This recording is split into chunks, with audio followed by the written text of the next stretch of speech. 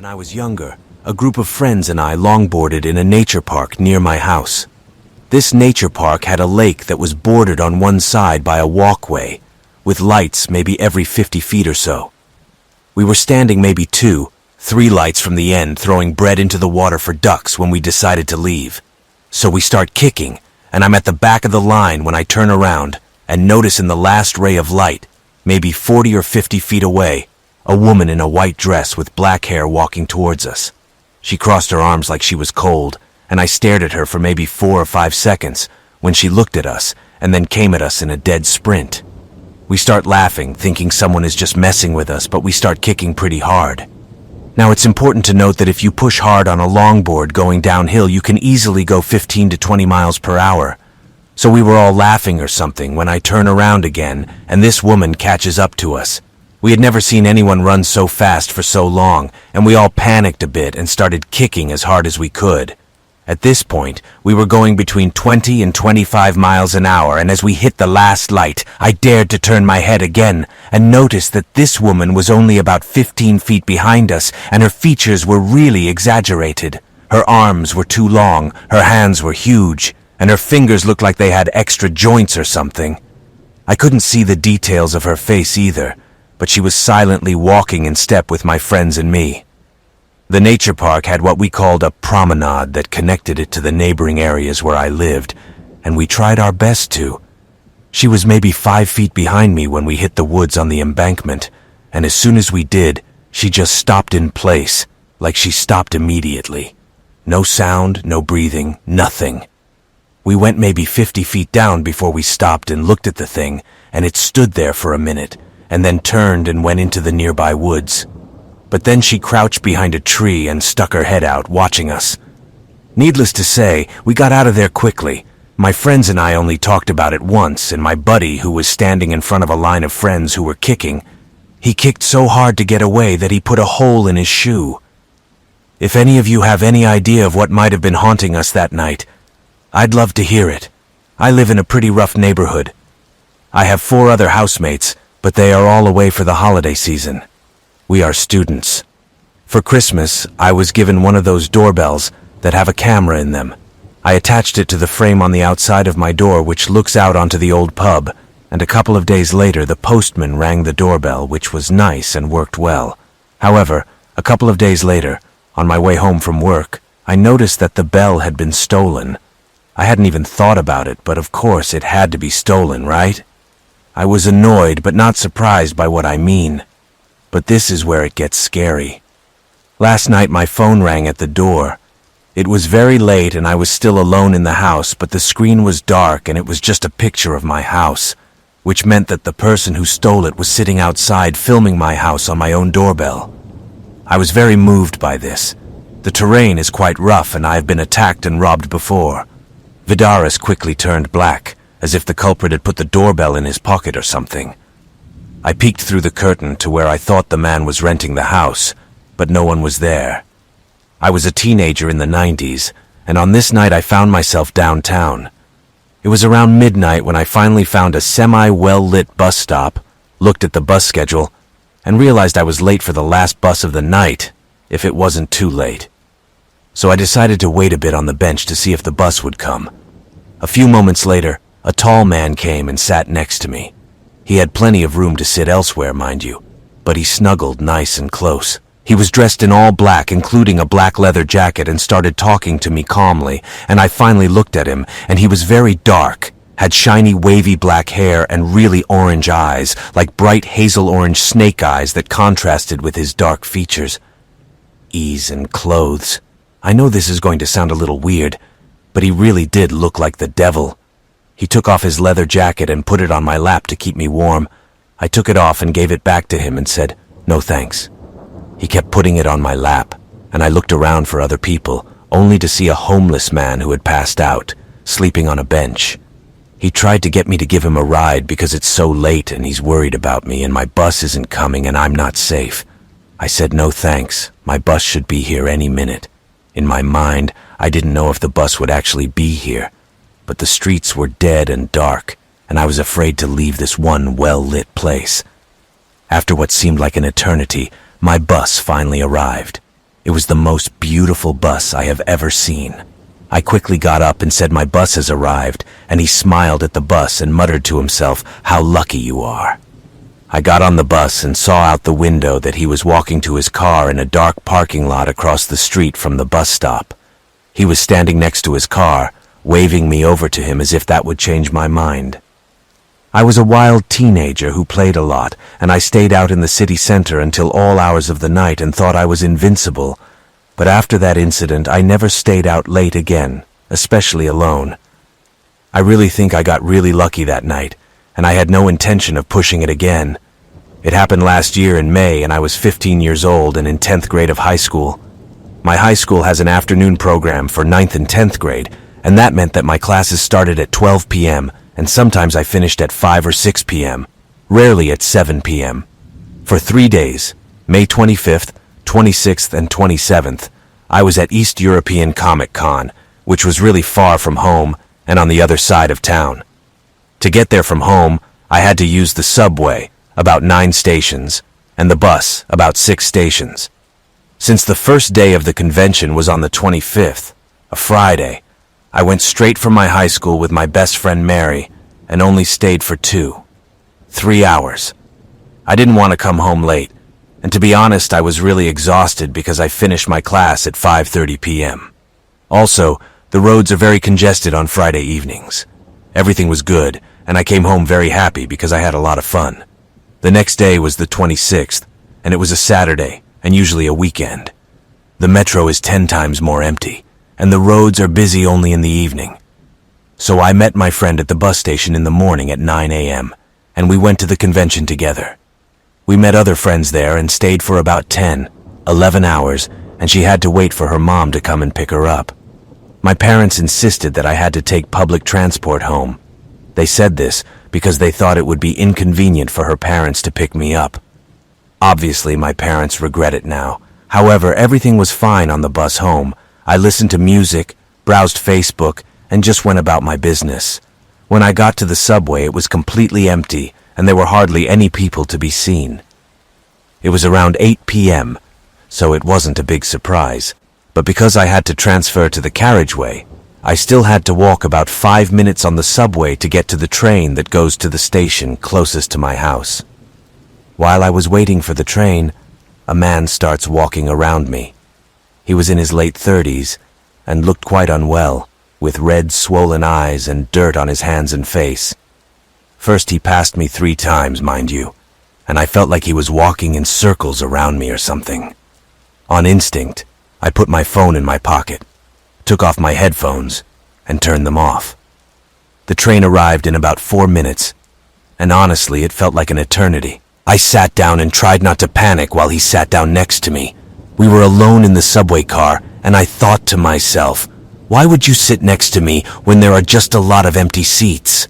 There was an old man sitting at the other end of the train, and I wanted to go up to him to feel a little bit safer.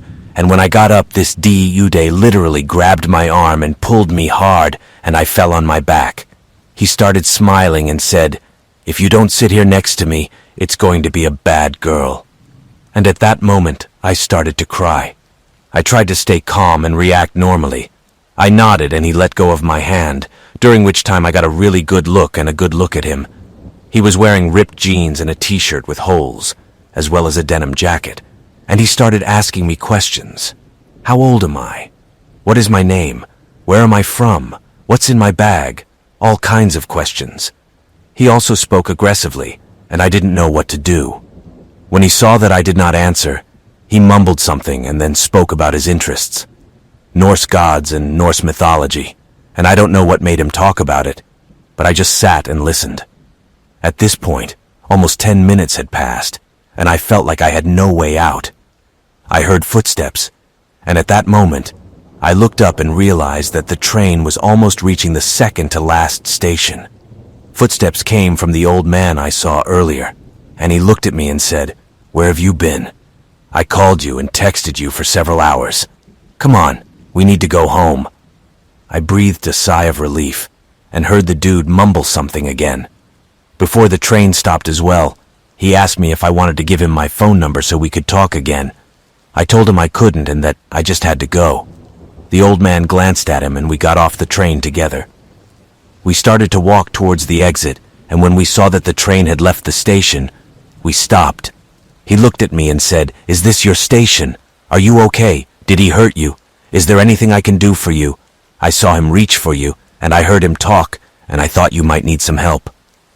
I told the man that I had exactly one station left, and that I was fine, and just a little scared. He advised me to speak to the security guard and tell him what had just happened, which I did. However, I continued to thank the old man for what he had done for me, got on the next train, and texted my father and told him to pick me up from our metro station immediately. About 4 minutes later, I got off the train and was at my station, and as I was walking up the stairs to get to the exit, I heard someone yell, "You lying bitch." I didn't have time to turn around because I was knocked down, and I gave a loud scream and started crying and started moving as if to get the man off of me. Because I was talking to that guard at the other station, thank God there were 2 more guards waiting for me. They had a taser, and when they heard my scream, they rushed and helped me up and put the man on the ground. I was told to call the police and wait for someone to take me home, and I told them my dad was upstairs outside the subway, and I just ran to my dad and told him everything, and he called the police. A man was arrested, and we did speak to someone from the media for a short time, but they refused to publicize the case because the man was a gypsy, and it would be racist to shame his ethnicity and show the bad side of that minority. To this day, I wonder what was going through his mind and what would have happened if the old man hadn't been there. This experience still haunts me. I don't know exactly what happened, and I live in a very safe area, which just makes it even scarier because it shows that you never know what might lie underneath. So my nephew was about 5 years old. I was asked to babysit him for the night, and I was young at the time and didn't know how to watch a baby, so I decided to put on Netflix for a few hours. We went to the kids section of Netflix and started watching some show about talking cars or something. It was around 5 p.m., so there was sunlight outside, and there was a sliding glass door perpendicular to the sofa, and the curtain on the door was open. I was sitting on the couch with my nephew as we watched TV together. My nephew also really liked the show, so we kept watching. This went on for several hours until it was dark outside, and in my foolishness I turned on the light, but never closed the curtain. It was one of those things that other people can see, but all you see from the inside is the darkness of the night. My backyard is adjacent to a large field, so there are no street lights or anything, and suddenly, I heard one of the deck chairs being dragged across the deck. I recognized the sound immediately, and just assumed it was my parents. Why they would come home and then silently go outside to move the deck furniture in the middle of the night was beyond me. Like I said, it's a safe neighborhood. We watched TV for maybe an hour until it was time for bed, and when I put my nephew to bed, I realized my parents were home and asked them who was on deck, but they both denied ever going out on deck, and that scared me a little. So I went into the kitchen and turned on the deck light, and from the window I saw that the chaise longue had been dragged from its usual place behind the outside table, about 5 or 10 feet to the sliding glass door. The chair was directly opposite the window, less than a foot from the glass, but directly in front of the opening in the curtain. From where he was, the man had a great view of me and my nephew, and the chair was standing there like someone had just pulled it up and sat down, like we were in a show or something. I never noticed anyone outside the window or felt like I was being watched or anything, which, I don't know, makes it creepier in a way. But it gets worse. The next day I went out to look and found 2 large handprints with fingers spread on the bedroom window. My bedroom window was on the 1st floor. Luckily, this room used to belong to my brother, and he had some problems with girls getting in. So my parents installed pretty good locks to the point where the window just couldn't be opened. To this day, I have no idea what happened. Several years have passed since then with no further signs of Tom snooping, but it's safe to say that the incident shook me to the core, and I no longer leave the curtains open at night. It happened years ago, and I still get chills when I think about it. Actually, I was in 8th grade then. It was late at night, and I was lying in bed just trying to sleep. It was summer, and it was very hot outside, so I opened the bedroom window. I had a screen on my window to keep the bugs out as well. Suddenly, I heard some faint knocking in the house under my window. It woke me up from my sleep, and I called my mom, whose bedroom was down the hall, and she came into my room and turned on the light. I said I heard something outside. She replied something like, "Just go back to sleep." It was probably just the wind, so I eventually fell asleep. The next morning I woke up as usual and went about my day, and in a few hours we were all going to play somewhere as a family. I forgot where we were going, and as we were walking out the door to our car, my dad says, "Why are the stairs attached to the house?" We all looked around and saw the ladder leaning against my bedroom window. My mom started freaking out and ran to my room and looked at my window, and after inspecting my window, she noticed that the window screen was cut as if someone put a knife to it, and then it clicked. The noises I heard the night before in front of the house were someone trying to bring a ladder up to my window and cut the screen. They must have heard me wake up and call my mom or something and got scared and just ran away. But this incident gives me chills to this day because I often wonder, what if I hadn't woken up? What if they got into my bedroom? What would happen? Nothing like this had ever happened to me or my family before, so I was very scared and I didn't sleep for weeks. I kept the window closed and locked at all times, even when it was too hot. I have no idea who it was, and we haven't had any incidents since. My parents also live in the same house, but it was very scary. When I was working for a vegetable grower in Humboldt County, Northern California, I used to go solo camping and stuff like that. At that point, I had several thousand hours in the woods. However, being an East Coast person, I am quite paranoid. I always carry a compound bow, not for hunting, but just so you know, in case you need it. At that time, I had practically no gun permit. That evening, I built a fire in the tent under a rocky ledge. I smoked a cigarette and just chilled, and at one point I just dozed off. But I was woken up by something moving on two legs. I'm always up for a quick fix. If needed, I could leave my S-bag and tent and be out in seconds. However, I lay there for a few minutes, just listening to what was making a wide spiral around my campsite, and it was slowly getting closer as well. Before I sat down, I determined the bug's exit route, and when the sounds were opposite the route, I grabbed my pack and bow and flew up to the ridgeline where I could get the best vantage point. I'm sure I was pretty loud, so everyone there must have heard me. I climbed to the top of the steep slope behind me, so I was sure nothing could catch me behind, and I lay down flat to see where I had just been. I lay there for several minutes, and that could still see the light from the embers of my fire in front of my tent. A few minutes later I saw something, either a man or something on two legs, pass through my camp between the tent and the fire. At that moment I thought of putting the arrow down to try to hit her, but as the thought crossed my mind, a 40 or 50-pound rock landed about 5 feet from my head.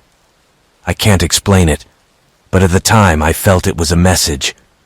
I felt that whatever threw that rock was much bigger, stronger, and faster, letting me know that I didn't belong in this place, and if Watt or anyone else wanted me dead, I would.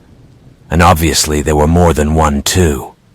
At that point, I dashed down the opposite slope and headed as fast as I could for the Ranger Fire Lookout Tower, which I knew was several miles away. In my haste, I never found it, and to make a long story short, the rest of the trip was uneventful. As soon as I got home, I had a great story, and I told a few people, and apparently where I was, some Indian friends said the area was off limits, and I was clearly told to leave. I don't know if I believed them, but supposedly the spirits of the previous inhabitants wandered there at night. Anyway, this is my story, and I still don't know what to make of it, but I guess take that as you will. I was small, 7, 8 years old. My mother and stepfather took me with them to visit a friend.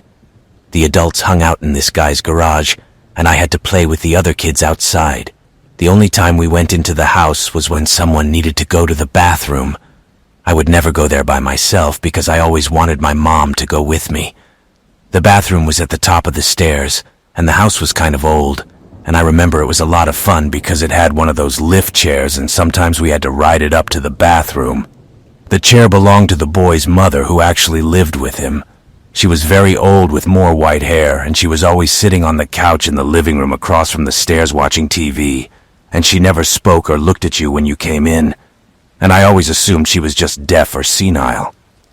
A couple of years ago, I was talking to my mom about this guy's house, and how scared I was to go in there alone. I told my mom that there was always that old lady sitting in the living room, and she never looked at us, and it was very creepy. My mom opened her eyes wide and said, "What old lady?"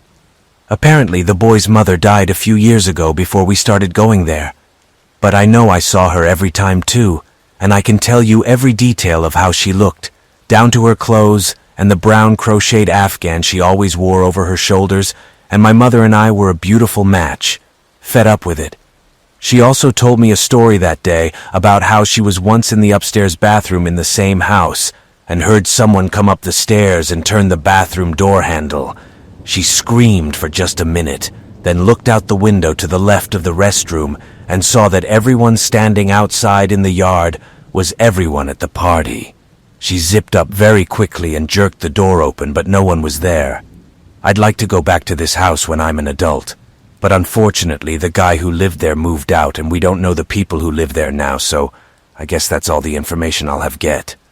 So, for context, I'm a 25-year-old female from the UK, but this story takes place when I was about 12 years old. I guess it starts with us moving into a new house. But the house, it wasn't your stereotypical creepy house. It wasn't that old and quite modern, but it didn't take long before we started to feel that the place was just out of place. It started off pretty tame, like the feeling of being constantly watched and stuff like that, but it soon escalated. To be honest, a lot of strange things have happened in this house, but I will talk about the 3 worst experiences.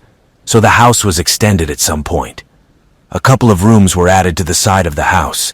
This annex upstairs belonged to my father and his girlfriend, and they also had a bathroom. The weird or stupid thing, though, is that when they built this extension, they didn't extend the attic, so we had the original attic over the old part of the house, but the part over my father's room was bricked up, so there was just an empty space till you could not physically gain access. Anyway, one night my dad and his girlfriend were just lying on the bed cuddling, or so I was told, when evidently they heard footsteps directly above them in the barred attic. 4 or 5 loud footsteps were heard, followed by some sort of scuffle, followed by a loud crash and the sound of a man making an ah, as if a man had tripped and fallen or something. And there was dead silence after that, but they couldn't look and see if there was anything there, could they? Therefore, my father's girl was very mad at this point and threatened to go back to her parents.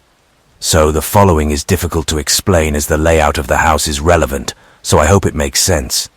So down in the hallway we had this thick glass vase that my dad filled with glass pebbles and attached to the wall. I want to note that it was very securely attached. Apparently, since he had kids at home, he made sure to keep this thing nice and secure on the wall. Luckily, I wasn't home the night it happened. I'm sure I was staying at either a friend's or my mom's. Anyway, it's like 3 a.m. and my dad and stepmom are asleep until they're woken up by a loud crash. They open their bedroom door and see shards of glass everywhere, so they put on their shoes and go to investigate. And it becomes clear that our beautiful decoration has been ripped from the wall and then broken, as if it had actually been ripped out, as if the screws were still in the bracket that held the vase, and they were huge, long screws. To top it all off, shards of glass are everywhere, literally in every room of the house. And sure, when you break something, the glass seems to go in crazy places, but this was something else.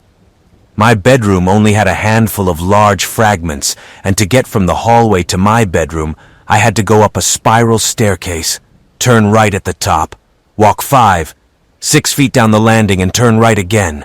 Somehow all that glass managed to fly up about 12 feet and around 2 90-degree angles, and this is simply impossible. The last incident, and of course no less important, occurred in my father's room and bathroom.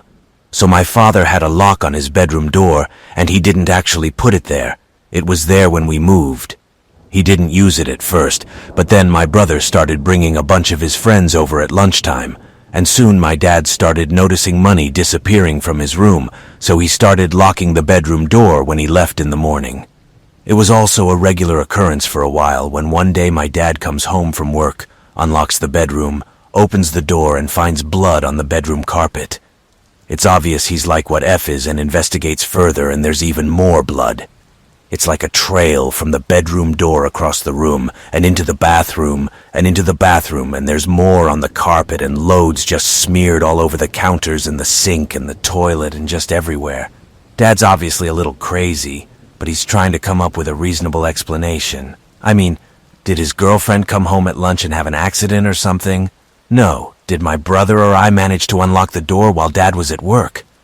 No. He even began to think that maybe the cat had snuck up on a wounded animal or something the day before or something, so he looked everywhere for a small bird or rodent, but there was nothing. And we never solved the mystery of the blood, the glass, or the man on the roof. Anyway, I think we lived in this house for about 18 months in total, but the discovery came about a month after we moved. Dad is outside talking to a neighbor, and after a while she says something along the lines of, "Have you met your new friend yet?" At the moment, I don't think anything really crazy has happened, but we've already got an amazing vibe at home. So Dad asks her to explain, and it turns out that a few years ago, a teenager died in the house. I believe it was leukemia, and he was sick for a long time, and they decided to just bring him home to die. And so his parents soon left, and since then, no one has stayed in the house for more than 6 months. Also, some additional random, fun, weird facts about this place. When we were decorating my brother's room, we took down the wallpaper and discovered that the guy had left a message under the paper. It's okay, but it was like Bob Joe was here in 2001 or something, but it was still pretty weird since we knew who he was at this point. We also learned from a neighbor that his family remodeled the living room for him when they bought him home, so he actually died in a very specific place in the living room. Absolutely the same place we put our snooker table, which my friends and I often turned into a den and slept under. About 4 years after we moved too, one of my high school friends moved, and we weren't very close. But he knew I used to live there, and that I had some amazing stories about the place. But his parents were non-believers, so it didn't bother them too much. And it turns out that between my move and his move, someone actually blessed the place, or whatever it was called, and that seemed to stop the madness. My friend is still adamant that the house is just unpleasant, and he often feels on edge. But luckily, they haven't had any weird experiences. And here is my story. I hope you enjoyed it, and I apologize if it was a bit long. So I was about 15 at the time, and I was living in East Tennessee, and I still am. But I digress. I really enjoyed walking through this forest because all the fallen trees, patches, and mud pits made for a fun little obstacle course. The other thing that will be important later is that I'm also deeply interested in the paranormal and the occult and things like that. They've never scared me much. So, I went into the woods that day for a short walk, as it were. This time, however, I decided to go a little further than usual, and my house was just out of sight when I discovered something strange. And this something was a part of the forest on which absolutely nothing grew. There were no trees, no moss, no grass, no mushrooms or anything else. This area was also shaped like a large oval, and I didn't notice any flaws in its shape. There was no sign that it was man-made either, so naturally I just stood and stared at the strange patch of land. But it wasn't long after that things started to get a little weird. I started hearing some unnatural noise, and it sounded like it was coming from everywhere and nowhere at the same time. I could hear it with my ears and from the forest around me, and it was getting louder too. It took me a minute to identify the sound, but it sounded like a group of women harmonizing. At least that's how it seemed to me. Now, up until this point, I was a bit excited to be honest, and I was and still am in love with the paranormal, and everything that was going on was clearly not a natural phenomenon. I wanted to stay and watch, but I guess whoever was there was telling me to leave. Soon the harmonizing filled my ears as well, and it actually started to get painfully loud. Despite this, I remained steadfast in my intention to stay there. But then the strangest thing happened. Suddenly I got very scared, and without warning I rushed back in the direction of my house. I slogged through the slush and muck, not even trying to jump past them until I was back in my yard. As I stood there, covered in scratches and mud and blood, I realized that I wasn't actually moving my body. It was almost like I was on full autopilot or something. I mean, I knew very well what I was doing, but I wasn't telling my body to do it. I don't know. It's really hard to describe. But being stubborn, I actually tried to find the seat again, even though I was rightfully scared of it. But no matter how much I looked in that forest, I couldn't find that place anymore. This happened last week. It was around 11 p.m., and my city was in the middle of a severe storm with rain and cold nights. Just as I'm about to go to sleep, my wife tells me her van needs gas. And because I'm such a wonderful husband, I tell her I'll get dressed and take her van to the gas station so she doesn't need it first thing in the morning and in the rain. And what else? The streets are quite empty, and I don't go to the station closest to my house, but to the one further away, because it's cheaper there. It's been raining for a long time.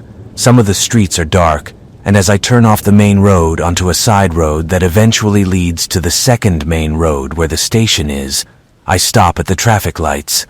I just happen to look on the right side of the street, and there is a storm drain, and the water flows into the drain quite well, and that part of the street is not too dark as the light from the intersection was illuminating the area. Now that I'm looking, I see a black figure crawling towards the storm drain. At first, I think it's some kind of wreckage as it approaches the drain, but when I look and get closer, I see it has legs, a head, torso, and arms. He crawls into the storm drain and reaches down with his hands, holding onto the curb, and then just jumps up. I was like, what the hell is this? He looked bigger than a dog, but smaller than a child, I think. If I had to describe what I saw, I would say it looked like a monkey or something. Maybe a fast-moving sloth. Either way, it was a humanoid, and it was amazing. Also, I definitely wasn't half asleep or drunk, and I know I wasn't imagining it. I don't live in an area with a lot of wildlife either, just the occasional skunk, opossum, and coyote, and that's pretty much it.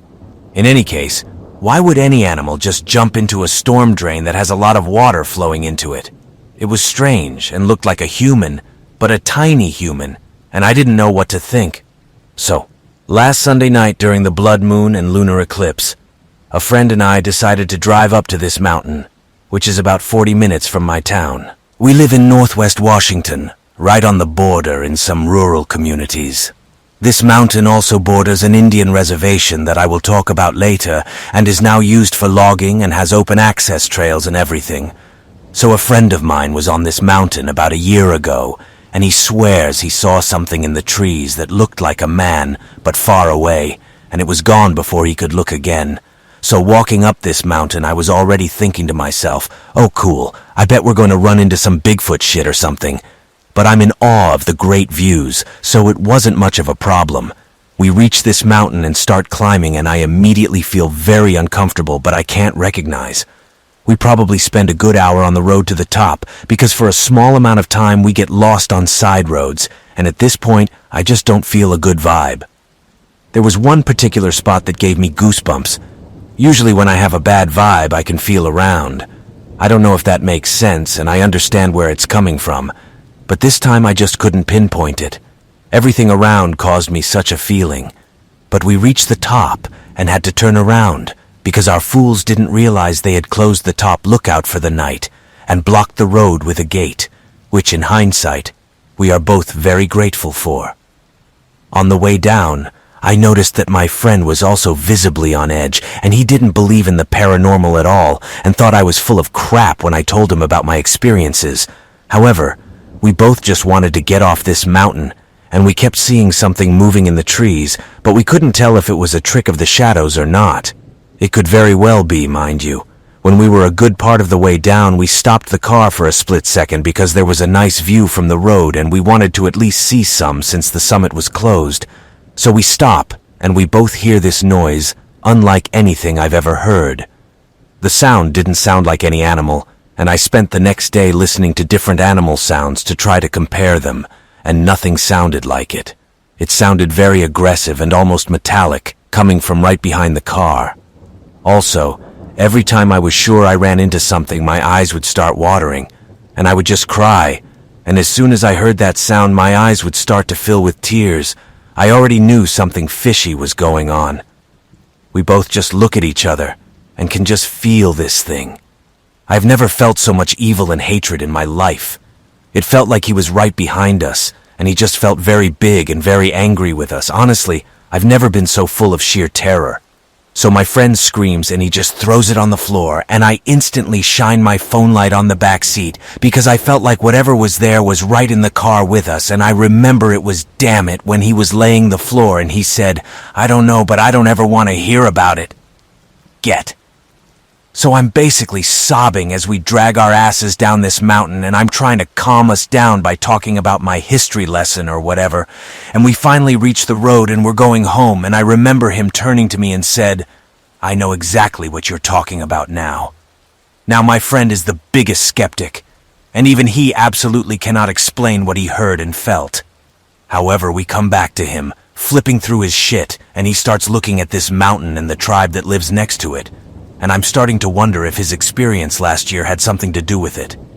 And he immediately finds the local folklore of the local tribes associated with these creatures called stick Indians, which are evil forest or mountain spirits that resemble what we think of as Bigfoot. They mislead wayward travelers with eerie sounds, clicks, whistles, and more. However, I'm not too knowledgeable about this subject, so any additional information or ideas would be greatly appreciated. In any case, he is convinced that this is what we encountered, which certainly matches everything we experienced on this mountain. I also found a local post a few years ago about skinwalkers that detailed an experience very similar to ours on the same mountain. Now, let me say that I have no idea what we're up against, so this is all just speculation. I just know how scared I was, and usually when something happens to me, I freak out for a minute or two, and then I feel good and think it's actually cool. But this time I wanted absolutely nothing to do with it. I'm actually still very terrified and having trouble sleeping because all I can do is think about what happened. Everything we both felt was extremely negative and really aggressive. Now, for the skeptics, we could definitely potentially both be idiots and nothing supernatural happened at all. I don't know about this one. The fear we felt was more than just being scared of something. It was filled with fight or flight mode, and I was completely overwhelmed by the sensation of that thing, and I never want to experience that again, and especially never go back on that mountain again. Even my friend had trouble with it, and like I said, he's the biggest skeptic I know. Anyway, do any of you have any thoughts, or are we just idiots? Did we run into a stick man or something else? The stick Indian theory makes the most sense to me since we were at a historic home and maybe he was mad about his house being hacked and just wanted us out from there or something. Also, maybe the eclipsed blood moon caused a spike in supernatural activity or something. I don't know what it was, and I apologize for such a long and meandering post, but I'm also trying to figure it out as I write. Any thoughts, opinions, or similar experiences would be greatly appreciated. I haven't told this story to many people because it happened 22 years ago when I was just a naive 12-year-old girl who lost her focus. The friends I was talking about then probably didn't pay attention to them and certainly won't remember it now, so I won't change the names. And to be honest, that probably wasn't even his real name. So I'm from a big city in the north of England. When I was 12, my mom bought me my first cell phone for my birthday. I was picking on her all the time, so I was so happy, and I can't remember the brand, but she had an antenna, and all you could do was text and call on it. It was also a true brick of the phone. I remember one text was about 25p, and almost everyone I knew at that age had a phone too, so I didn't do much with it other than walking around pretending to be on the phone. Over the next few months, more of my friends also got phones and toll-free numbers for texters. I don't know if anyone will remember them, but it was a place where you could enter a code in the settings and your text would be free and unlimited. This was huge, and with it came the game of changing the last digit of your phone number and sending text messages with different results. That's how I met Alex. He started texting me, and then it was innocent to me, and he told me he was a 24-year-old DJ in a nightclub living in Leicestershire, UK. I thought he was really interesting, and I didn't want him to stop talking to me, so I told him I was 14, figuring that was an acceptable age for a 24-year-old to talk to. He also called me often, but Mom and Dad are not heard. I wasn't stupid enough to realize that they wouldn't let me talk to him. We talked about school, about his work, about normal things, and I liked how he talked to me like I was an adult and interesting. After a few months of just innocent conversation, he asked if we could meet and that he would come to my place. I I was nervous because I actually lied to him about my age, and that he might not like me. So I told him that I had something to tell him and that I was actually 12. He called me and gently told me not to worry, that he didn't care. But he also had something to tell me. He was actually 30. Now I don't know what the hell I was thinking, but I didn't care. And from then on, he just texted me saying how much he wanted to kiss me, asking about my underwear and generally a pervert. But being stupid and young, I found it flattering and went along with it. I haven't mentioned it before, but I was bullied badly in my early school years, and at the age of 11 or 12, I learned to apply makeup early and suddenly started getting a lot more positive attention from people. In other words, I was the perfect victim for such a person. Eventually we met and he came to my town about 2 hours from Leicestershire in an old navy blue car, picked me up around the corner from my house and took me to a pub. He was tall with dark curly hair and rather large front teeth. I honestly don't remember much about him, and he bought me a lager and we sat in the corner of this dirty pub and he put his arm around me and told me how beautiful I was. At the time I had no idea how wrong it was, and I was completely naive, and all I remember thinking was, I hope no one who knows my mom sees us. After a few drinks, we got back in his car, and he drove off in search of a quiet place. A police car was coming towards us on the way, and he suddenly became very irritated and demanded that I fasten my seatbelt and sit down. Obviously, this was disturbing, even in my 12-year-old mind. Eventually, we found a quiet spot and kissed a lot, although I wouldn't let him go any further no matter how hard he tried. Then I told him I wanted to go home because I was starting to feel dirty. That's the only way I can describe it, and it just isn't. He took me home and I never saw or heard from him again. However, 12-year-old me wanted answers. So after I texted and called his cell and didn't get an answer for a week or two, I called his landline that I saved in my phone from him calling me a few weeks ago, and the woman answered. When I asked Alex, she started asking who I was and what I wanted from him. I told her everything, and it turned out that she is actually his wife and they have 2 children. I didn't call again, I didn't hear from him again, and I practically forgot about him. I have a daughter of my own now. She is 8, and memories like this really bother me because I will destroy anyone who preys on her in the same way. I know many of you will say I was dumb, and yes, I was. I was a child. At the time, I didn't know what was wrong and what was right, and I didn't have a positive figure in my life to help me with that. It was very stupid of me and very dangerous to do what I did. I'm a 16-year-old boy and I don't really do any sports. I'm a computer programmer, gamer, and an avid comic, book, and movie enthusiast.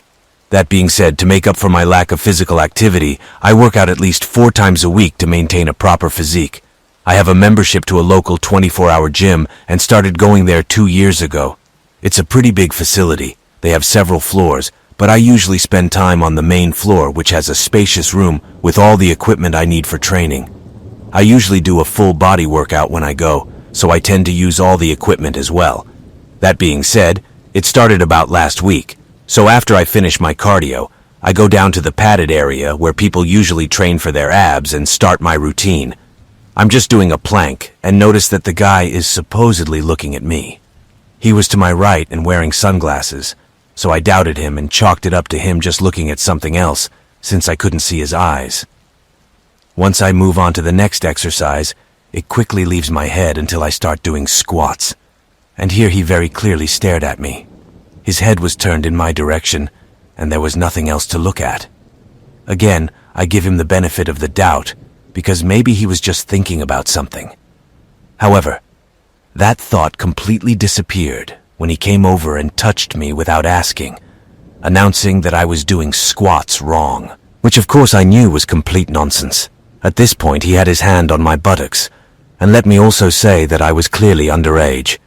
I don't look any older than 15, and everything about this situation was just not right, and I knew it too. But to be honest, I was also paralyzed. After I broke free, I thanked him and told him I got it. He smiled the most twisted and creepy smile ever, and he goes back to his area and continues to stare me down like a hawk stalking its prey.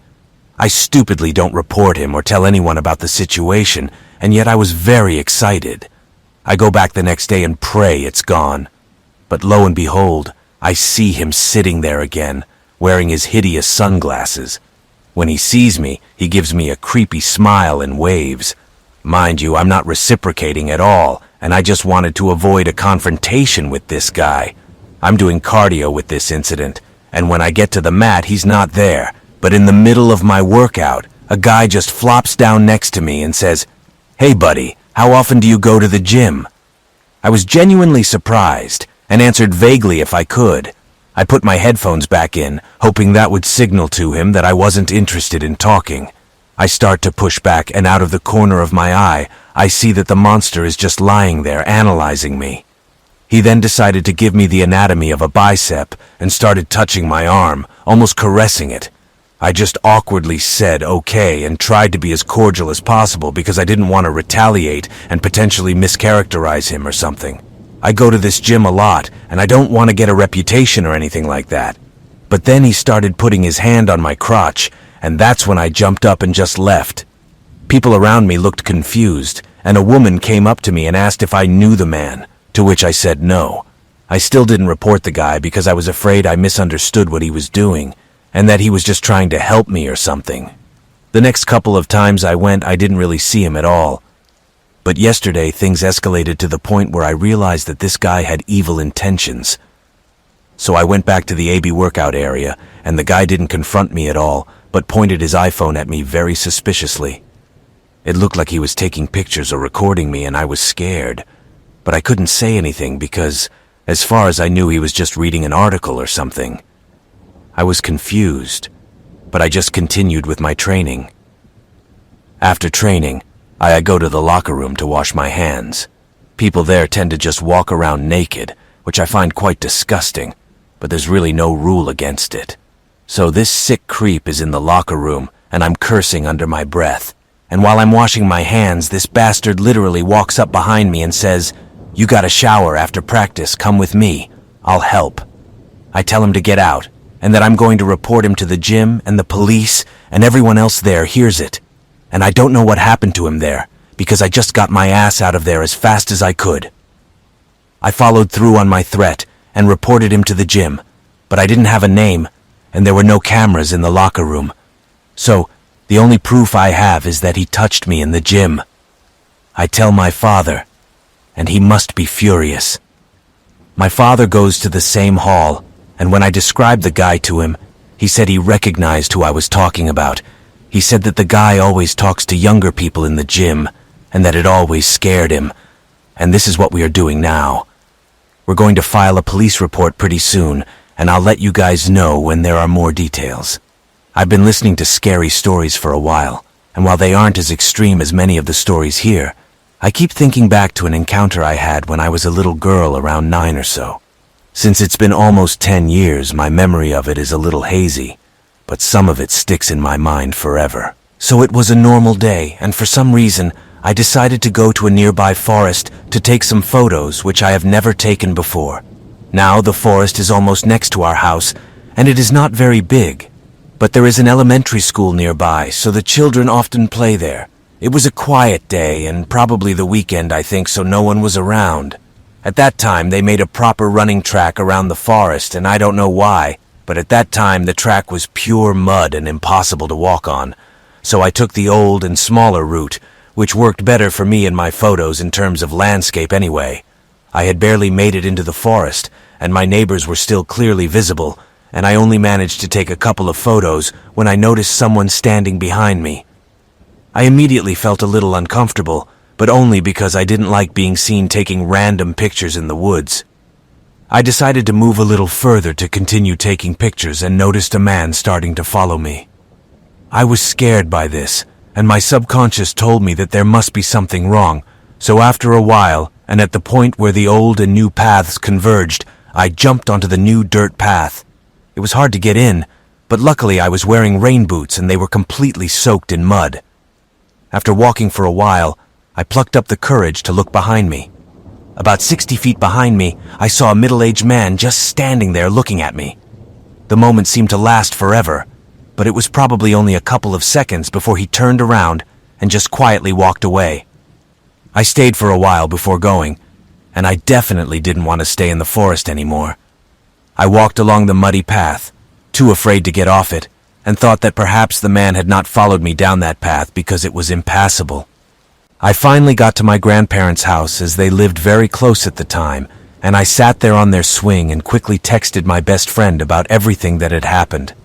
At that moment, I began to calm down because I was crying all the time I was walking out of the forest.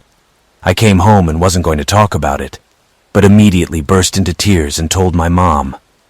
She calmed me down a bit and said that maybe it was just some older guy who lived next door and was wondering about the man walking in the woods. Her reasoning was that almost everyone here knew each other, and maybe he was just lonely or something. I never believed anything she said, because the man never once raised his voice to say anything to me and just followed me in silence for quite some time. If there's one thing I know about the old folks here, it's that they start a conversation right away. I'm also pretty sure it wasn't an elderly person, and my mom probably misunderstood because I think I described him as old. But for a little girl, any face over 40 would look old to me. I never thought about it again, but it definitely crossed my mind at times. I actually live in a pretty safe country, Finland, in a very safe area, so sometimes I wonder if maybe I'm just overreacting to the situation. Then again, why does some random old man follow a little girl through the woods for quite some time? All I can say is that this guy was following me because he was up to something. I used to clean a house for a young couple I knew, and the husband worked out of town, and they had 3 very young children. I usually went in once a month or so whenever it got really bad. Now the woman mentioned in advance that some paranormal events are taking place in the house. What she didn't tell me was exactly because she also wanted me to come over at some point and clean the house. Yes, I clean houses, but I also make clearings. She was hoping to get some kind of confirmation that she and her family were picking up, but when I first cleaned for them, I did a walkthrough and didn't feel anything until I went down to the basement. Downstairs was a family room, as well as an ensuite bedroom. Her 5-year-old slept in this room and created a total nightmare with a messy bathroom with toothpaste and crayons all over the walls and wet toilet paper all over the floor. Anyway, I felt like something was watching me in the bathroom. It wasn't malicious in any way, just wary. And I also felt like we were being watched in the family room, but it wasn't like the other room, and again it was just wary. Other than that, the house felt good, completely clean and very positive. The woman confirmed that her daughter also always saw a black man standing in her bathroom, so that was confirmation for them.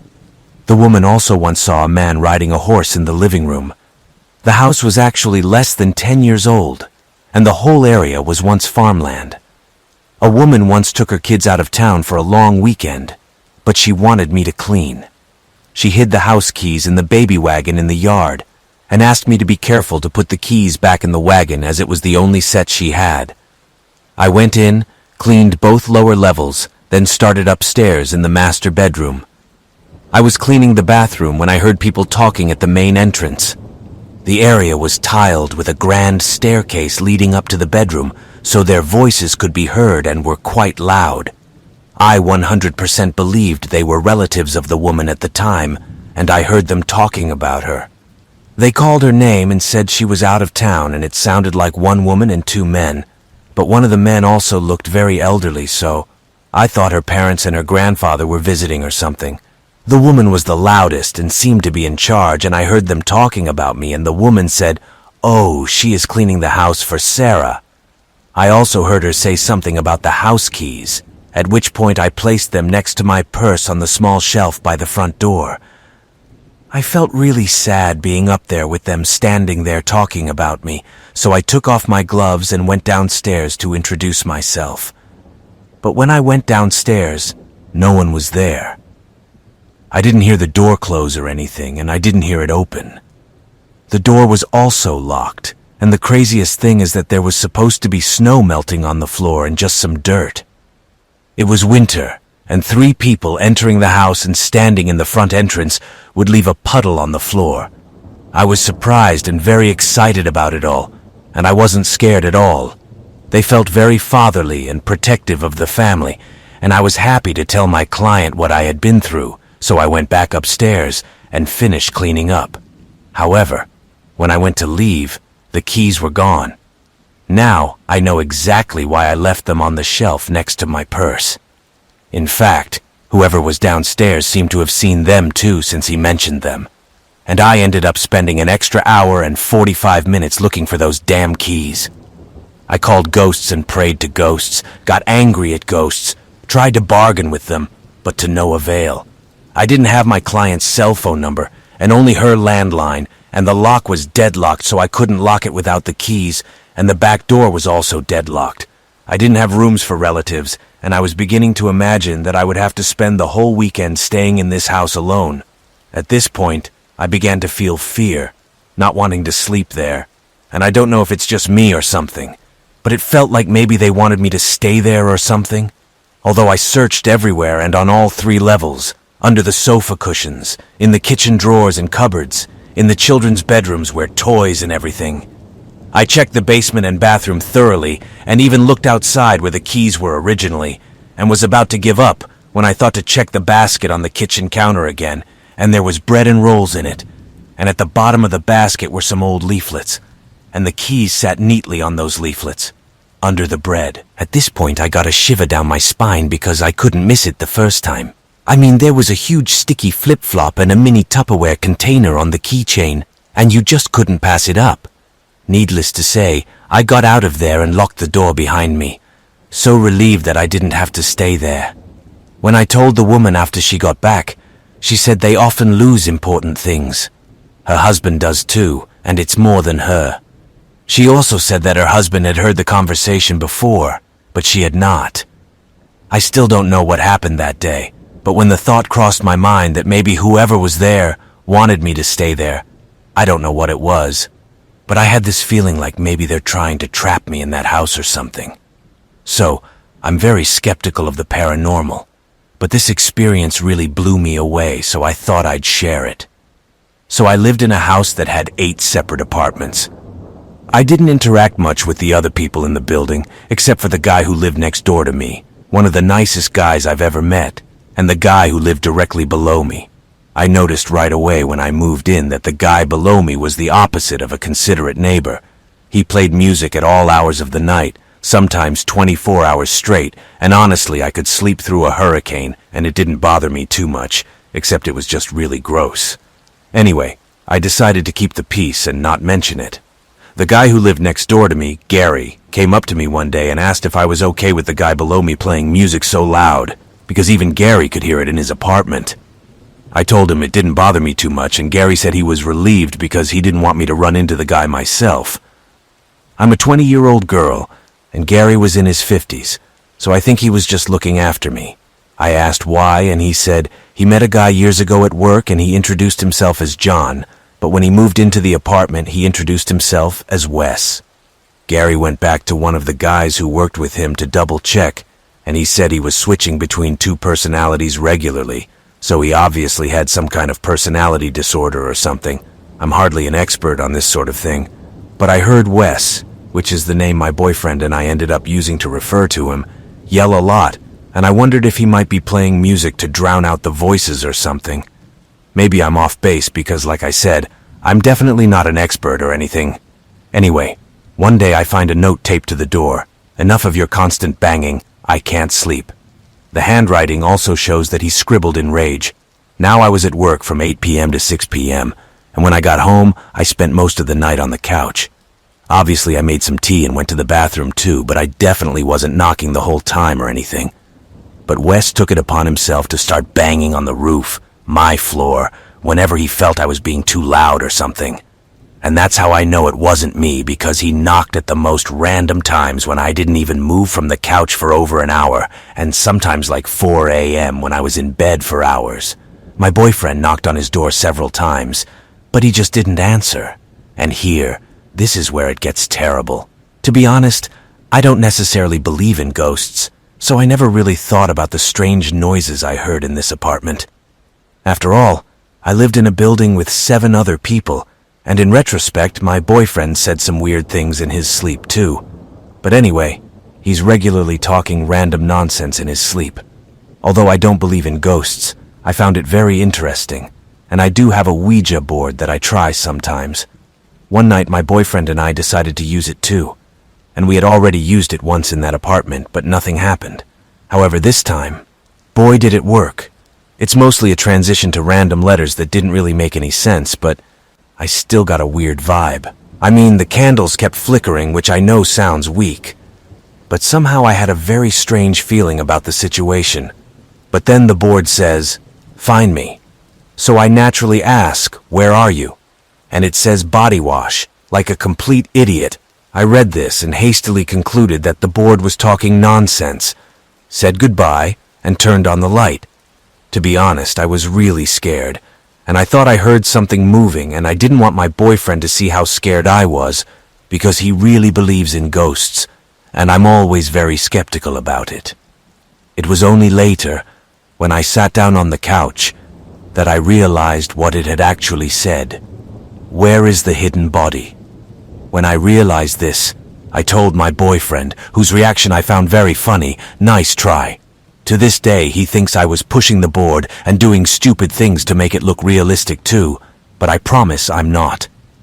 Out of curiosity, I tried looking up local murders or disappearances, but couldn't find anything. I also can't find any social media for Wes or anything interesting about him online. I actually managed to find out his real name as well. I still don't know what happened or why the board said that, and I'm sure there's a logical explanation for it. Maybe a subconscious move, but it scared the hell out of me. I actually moved out of that apartment a couple of months ago, and I'm not going to lie, I haven't used a Ouija board since. I don't know if Wes's hidden body implies some kind of murder or something, but I just left it alone for now because it was so weird. The bit holder on the shank of my drill didn't fit, and I remembered that I had a handle mounted over the washer in the cabinet. I went back there, and sitting next to a small set of bits was the fourth damn screw, and it totally amazed me. It was also very strange, and my buddy and I were watching the universe work, and my front door just slowly opened, and no one was around. Mind you, there was no wind, and it didn't open quickly, or even slowly. It looked like someone had entered. Since then, we have often seen books just pushed away from the fridge and often heard footsteps.